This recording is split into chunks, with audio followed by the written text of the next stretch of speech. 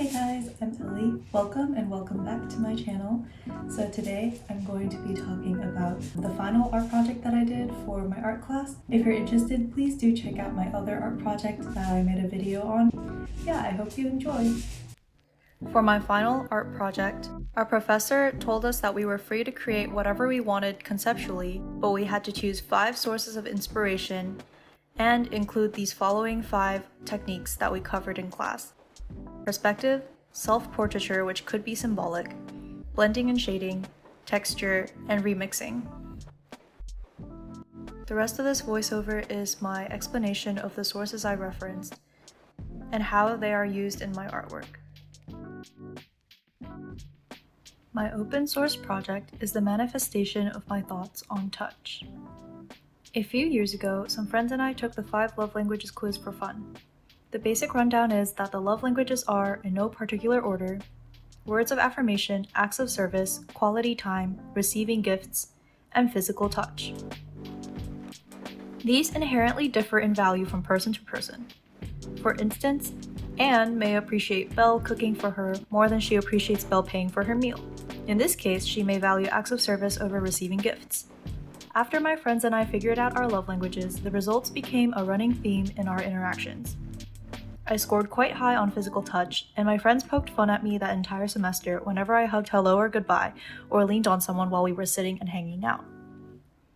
Just saying physical touch feels in some ways weird or taboo. Society, at least in my little sphere in the world, seems to associate any mention of physical with romance or sex or both.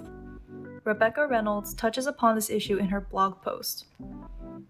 She talks about how difficult it is to have a love language of physical touch in a society where touch is so measured and boxed in with unspoken rules, because bypassing any of these rules can lead to unwanted romantic or sexual assumptions. We can hug, but we can't linger. We can pat a shoulder, but not give a shoulder massage.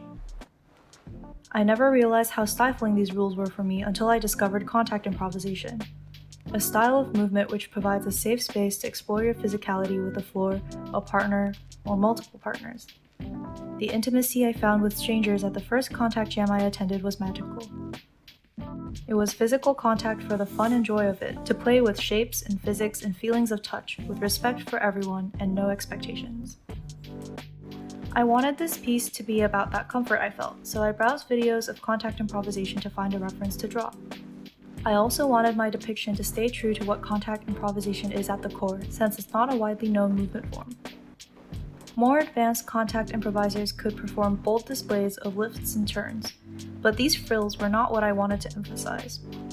Instead, I wanted to find an image that aligned with both my experiences and the contact improvisation fundamentals. In the end, I found a reference that fit.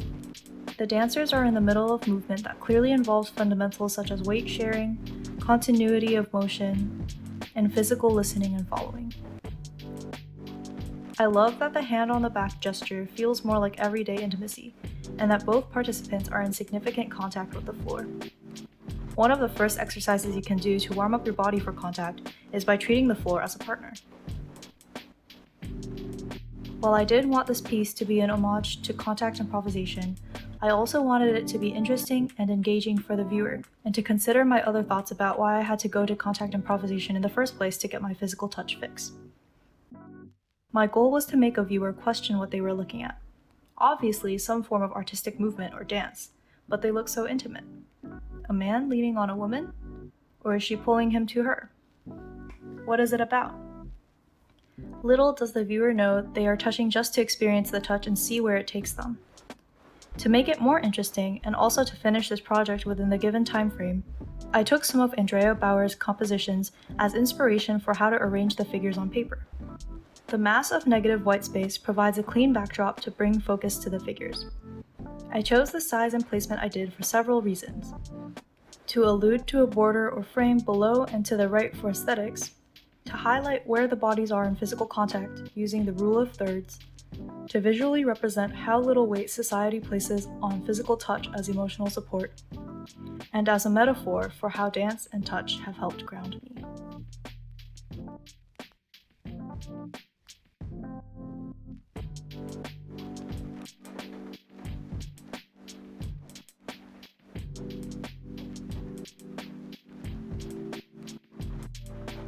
Thank you guys so much for watching. If you enjoyed, please like, comment, subscribe, all that jazz.